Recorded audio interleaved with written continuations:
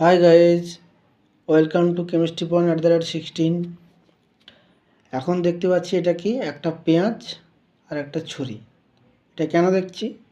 যে পেঁয়াজ কাটলে চোখে জল পড়ে, কিন্তু কেন?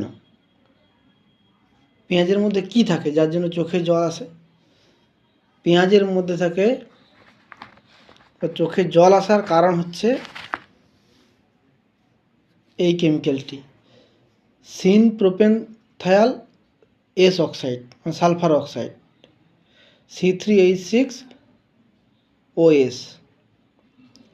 কি হয়, পেঁয়াজ কাটলে পেঁয়াজের মধ্যে থাকা অ্যালিনেজ এনজাইম বা উৎসেচক ক্ষরণ হয়।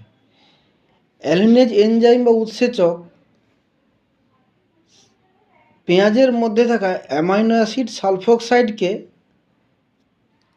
সালফোনিক অ্যাসিডে কনভার্ট করে। সালফোনিক অ্যাসিড রিঅ্যারেঞ্জ হয়ে এই সিন প্রোপেনথায়াল এস অক্সাইড এই ভোলাটাইল কম্পাউন্ডে পরিণত হয়।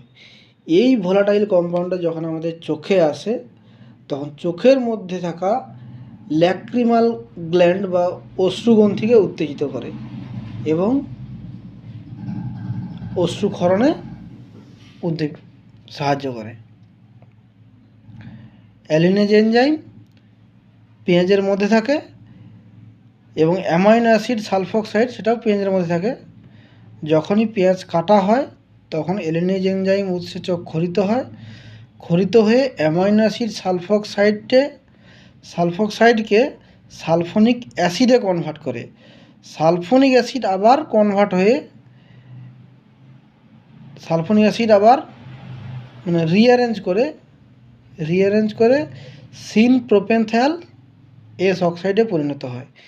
এই অক্সাইডটা হচ্ছে উদ্বায়ী গ্যাস, চোখের মধ্যে থাকা ল্যাক্রিমাল গ্ল্যান্ডকে বা অশ্রুগ্রন্থিকে উত্তেজিত করে এবং তখন অশ্রুক্ষরিত হয় বা চোখে জল পড়ে।